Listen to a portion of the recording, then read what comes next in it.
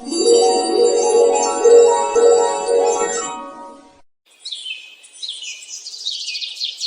तो big boss का finale है, मुझे तो बेसब्री से इंतजार है उसका। नहीं नहीं नहीं नहीं, आज मेरे सीरियल का बड़ा ही तगड़ा एपिसोड आने वाला है, मैं तो वो देखूंगी। नहीं, आज इंडिया पाकिस्तान का मैच है, मैं वो देखूंगी। नहीं, आज मेरी फेवरेट मूवी आने वाली है, मैं तो वही देखूंगी। उन चारों में टीवी को देखने को लेकर जंग छिड़ गई और उनकी आवाज सुनकर उनकी सास सरला वहां आ गई। अरे बस भी करो तुम चारों, शर्म नाम की तो चीज ही नहीं है तुम में, हर वक्त टीवी के लिए लड़ती रहती हो। अब तुम चारों में से कोई टीवी नहीं देखेगा, मेरा सत्संग का प्रोग्राम आने वाला है, आज तो मैं वही देखूंगी। इधर दो टीवी का रिमोट और तुम सब जाकर काम पर लग जाओ।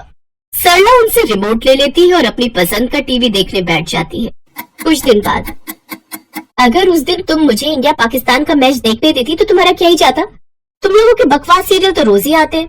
हाँ, और मेरा जो बिग बॉस का फिनाले छूट गया वो, और पायल जो तुम ये बार बार मैच देखने की बात कहती हो, तुम्हें पता भी है एक ओवर में कितनी बॉल होती है? अरे तुम सब चुप भी हो जाओ, नहीं तो माँ जी हमें इस रसोई से भी बाहर निकाल देगी। इसीलिए तो कहती हूँ ये सब बकवास की चीजें छोड़कर कॉमेडी वाली चीजें देखा करो, इससे लड़ाइयाँ कम होंगी सब में। अरे तो अपने घर कौन सा किसी कॉमेडी शो से कम है, यहाँ की कहानी देख लिया करो।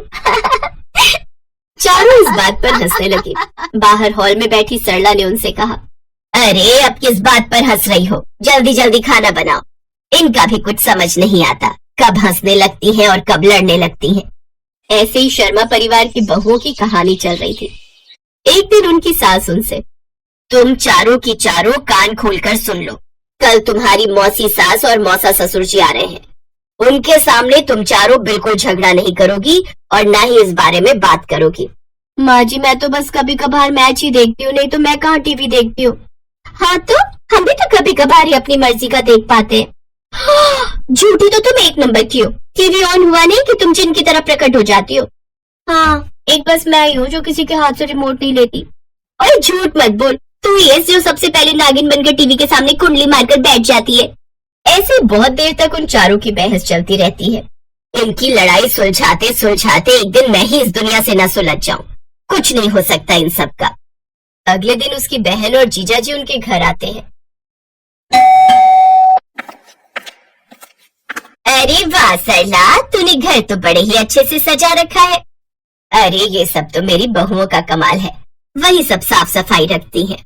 अच्छा, वैसे है कहाँ तेरी चारों बहुएं? रसोई में होंगी और कहाँ जाएंगी, अभी बुलाती हूँ। अरे पायल, टीना, अनुराधा, रूपाली, जल्दी बाहर आओ, देखो मौसी आई है। सास की आवाज सुनकर चारों बहुएं बाहर आई और अपनी मौसी सास और ससुर के पांव छूती हैं। वाह वाह, कितनी संस्कारी बहुएं हैं, रूप गुण संस्कार सभी गुण है इनमें। हाँ, वो तो अभी टीवी चलने दो, तब सारे संस्कार बाहर आ जाएंगे। तुमने जरूर कोई पुण्य किए होंगे जो इतनी सुशील और अच्छी बहुएं तुम्हें मिली हैं। वो दोनों बातें कर ही रही थी कि तभी अनुराधा आती है। माँ जी, मौसी जी, मौसा जी, चलिए सब खाना खा लीजिए, खाना तैयार है। खाना खाकर मौसी और सासू माँ टहलने चली जाती है और मौसा जी बैठकर टीवी देखते हैं। तभी मौके का फायदा उठाकर पायल वहाँ आती है। मौसा जी, ये आप न्यूज क्यों देख रहे हो? इसमें तो पूरा दिन एक ही खबर बार बार अलग अलग तरीके से सुनाते रहते हैं। वैसे आजकल टेस्ट मैच शुरू होने वाले हैं, वो लगा दीजिए ना। मनोहर चैनल बदल देता है। कुछ देर बाद टीना वहाँ आती है। अरे क्या फालतू का मैच देख रहे हैं आप? वो स्टार प्लस पर जो नाटक आ रहा है ना, वो चला दीजिए ना, उसमें मेरा पसंदीदा नाटक आने वाला है, आप वो लगा दो, उसमें आज बहू घर से भाग जाएगी। मनोहर एक बार फिर चैनल बदल देता है, लेकिन पायल का मुंह बन जाता है। तभी वहाँ रूपाली आ जाती है। अरे ये सब तो बेकार का नाटक है, आप ना मौसा जी वो रियलिटी शो लगा दीजिए। मनोहर एक बार फिर चैनल बदल देता है। तभी अनुराधा आती है। मौसा जी, आज वो फिल्म आने वाली थी सलमान की, वो लगा दीजिए ना। मनोहर एक बार फिर चैनल बदलता है। मौसा जी ये सब छोड़िए और आप मेरा सीरियल चला दीजिए ना। नहीं मैच, नहीं रियलिटी शो, नहीं फिल्म। इस तरह से उन चारों में फिर से लड़ाई शुरू हो जाती है। मनोहर उन्हें चुप करवाने की बहुत कोशिश करता है, लेकिन वो उसकी बात नहीं सुनती। उन बहुओं की आवाज बाहर तक आती है और सरला के कानों में पड़ती है। हे भगवान, लगता है एक बार फिर घमासान छिड़ गया। कैसा घमासान? सरला और मौसी दौड़ती हुई घर की ओर पहुंचती हैं। हे राम, क्या है ये सब? यही तो इन चारों की सबसे बड़ी कमजोरी है, ये टीवी। वैसे ही चारों बहुत अच्छी हैं, लेकिन टीवी में अपनी पसंद की चीज देखने के लिए चारों पागल हैं। अरे तो तुम इन चारों के लिए अलग अलग टीवी क्यों नहीं लगवा देती? मेरे बेटे अशोक से कह के मैं 4 टीवी का इंतजाम करवा देती हूँ। तेरा बहुत बहुत शुक्रिया। उसको बोलना बिल साथ में भेजे। बेटों से कहकर अकाउंट में डलवा दूंगी। अगले दिन मौसी मौसा अपने अपने घर चले जाते हैं और इधर अब चारों बहुओं के कमरे में अलग अलग टीवी होता है, लेकिन उन्हें वो टीवी देखने में मजा नहीं आता। वो सभी कुछ न कुछ मिस करती है। अगले दिन सरला अपने कमरे में होती है और उसे हॉल से चिल्लाने की आवाज आती है। वो जल्दी से बाहर आती है।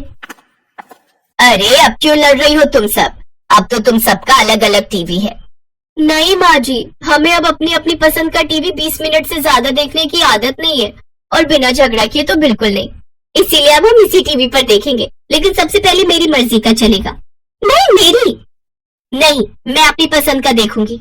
तो मैं कौन सा सबकी शक्लें देखने आई हूँ? मैं देखूंगी अपनी मर्जी का। अरे तो ये सब तुम मेरा इतना खर्चा करवाने से पहले बता देती। लेकिन उन चारों को आपस में लड़ने से फुर्सत ही कहाँ थी जो वो सरला की बात सुनती। सरला बेचारी एक हाथ में रिमोट और एक हाथ अपने सर पर रखकर सोफे पर बैठ जाती है, और उसकी चारों बहुएं अभी भी लड़ने में लगी हुई थी।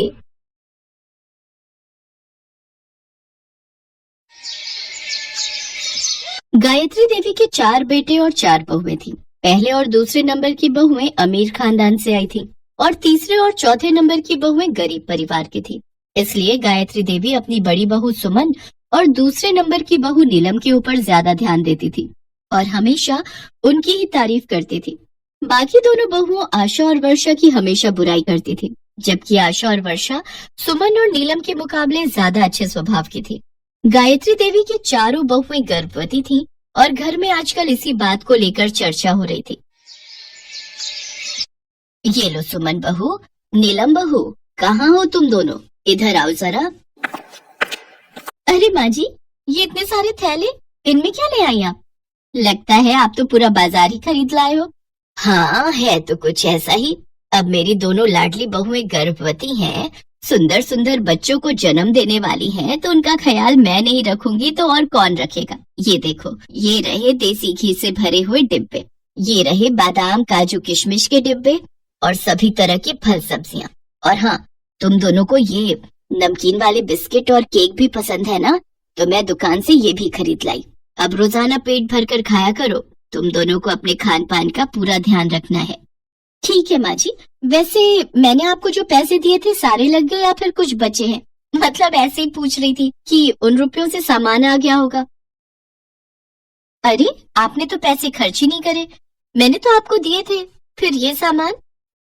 ऐसी सास थोड़ी हूँ जो अपनी बहू के पैसे खर्च करवा दूंगी। भले ही तुम अमीर घर से आई हो, पर यहाँ भी मैं तुम्हें किसी चीज की कोई कमी नहीं होने दूंगी। ये पैसे मैंने अपने पास से लिए हैं। वो तुम्हारे ससुर जी की पेंशन आती है ना हर महीने, तो मेरे पास ऐसे ही रखी रहती है। कभी पैसे खर्च करने का मौका ही नहीं मिला, अब मिल रहा है तो भला पीछे कैसे रह सकती हूँ। सचमुच हमारी सासू माँ कितनी अच्छी है न जेठानी जी। आशा, ओ आशा, वर्षा, कहाँ हो तुम दोनों? कब से बैठी हूँ, एक गिलास पानी का भी नहीं पूछा। पहले ठंडा पानी पिलाओ, फिर उसके बाद हम तीनों के लिए गरम गरम चाय बना देना। माँ जी ये पानी ले लीजिए, चाय वर्षा ला रही है। हाँ ठीक है, अब जाओ, सर पर ही खड़ी रहोगी क्या? माँ जी ये चाय ले लीजिए। कितनी बार कहा है दूध में पत्ती लगाया करो। मेरी दोनों बहुओं को ताकत की चीजों की बहुत जरूरत है, और तुम ये पतली पानी वाली चाय ले आती हो। माँ जी मैंने दूध में ही पत्ती लगाई है। माँ जी शाम के खाने के लिए क्या बनाना है एक बार बता देते। माँ जी आज मेरा ना कढ़ी चावल खाने का बहुत मन है, और मुझे तो पनीर की भुर्जी खानी है माँ जी। तो बस ठीक है, रात के खाने में कढ़ी चावल, देसी घी के पराठे और पनीर की भुर्जी बनेगी। जो मेरी दोनों बहुओं ने कह दिया वही बनेगा। पर माँ जी फली आलू की सब्जी काट कर रखी हुई थी। वर्षा का फलियां खाने का बहुत मन था।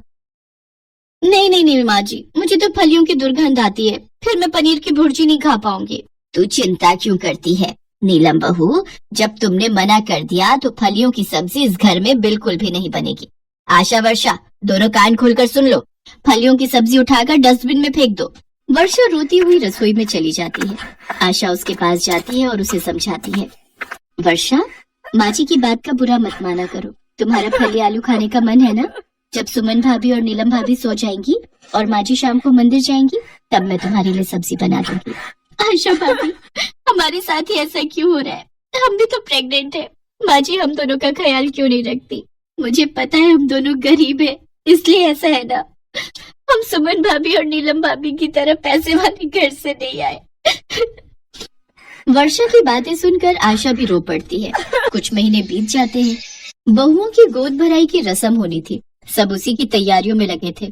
गायत्री देवी भी सुमन और नीलम की गोद भराई के लिए ज्यादा उत्साहित थी। उन्होंने सुमन और नीलम के लिए बढ़िया बढ़िया कपड़े और गहने मंगवा कर रख लिए थे। पर आशा और वर्षा की तरफ गायत्री देवी का कोई ध्यान ही नहीं था। सब लोग बैंक्वेट हॉल में फंक्शन के लिए जाने की तैयारी कर रहे थे। तभी सुमन और नीलम गायत्री के पास आती हैं। बोलो ना भाभी, पहले आप बोलो। क्या हुआ सुमन बहू, बोलो क्या है, बोलो क्या कहना है। वैसे जल्दी चलो, फंक्शन के लिए देर हो रही है। सभी रिश्तेदार और मेहमान आ गए होंगे। माँ जी, वो मैं कह रही थी कि इस फंक्शन में आप ना ही जाओ तो हमारे लिए और हमारे आने वाले बच्चे के लिए शुभ रहेगा। वो मेरी मम्मी कह रही थी कि एक विधवा का साया एक गर्भवती सुहागन पर पड़ना अच्छा नहीं होता। माँ जी, ये हमारे भले के लिए है। आप एक विधवा हो और आपका साया हमारे और हमारे आने वाले बच्चों पर पड़ा तो ये शुभ नहीं होगा। इसलिए आप इस फंक्शन में ना ही जाओ तो बेहतर है। आप आज हम दोनों से दूर ही रहना। हम नहीं चाहते कि हमारे आने वाले बच्चे की जान को खतरा हो। सुमन और नीलम की बातों को सुनकर गायत्री देवी को एक धक्का सा लगता है और उनकी आंखों में से आंसू बहने लगते हैं। वो हिम्मत बांधते हुए दोनों को सिर हिलाकर मना कर देती हैं। चलो नीलम, माँ जी हमारी बात को समझ गई हैं। अरे वो बहुत समझदार है। सुमन और नीलम फंक्शन में चली जाती है, पर कुछ देर बाद वो देखती हैं कि गायत्री देवी फंक्शन में आ गई हैं। माँ जी, हम आपको मना करके आए थे ना कि आप फंक्शन में मत आना। आपने फिर ऐसी बच्चों वाली हरकत की कि आप नहीं चाहती कि हम और हमारा बच्चा सुरक्षित रहे। तभी आशा और वर्षा आ जाती हैं। सुमन भाभी, नीलम भाभी, माँ जी को हम लाए हैं। माँ जी हमें और हमारे आने वाले बच्चों को आशीर्वाद देंगी। हाँ भाभी, माँ जी का आशीर्वाद हमारे लिए भगवान के आशीर्वाद के समान है। वो भी तो माँ है, उन्होंने भी तो बच्चों को जन्म दिया है।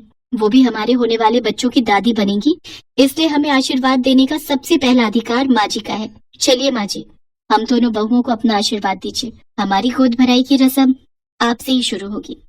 मुझे माफ कर दो आशा बहू, वर्षा बहू, मैंने हमेशा तुम दोनों के साथ कितना बुरा व्यवहार किया। आज तुम दोनों ने मेरा कितना सम्मान किया है।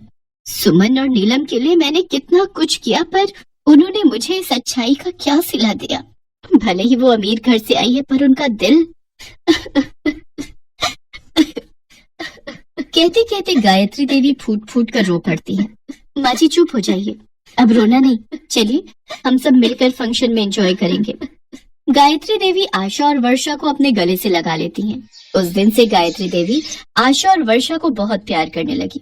वो चारों बहुओं में बराबर ही समानता रखती थी। जिसके हिस्से का काम है उसी को करना है। ये नहीं कि सुमन और नीलम अमीर हैं तो उन पर ज्यादा ध्यान दें, ऐसा कुछ नहीं था। आगे भी चारों बहुओं और चारों बहुओं के बच्चों में भी गायत्री देवी ने समानता रखी। ये देखकर आशा और वर्षा बहु खुश थी।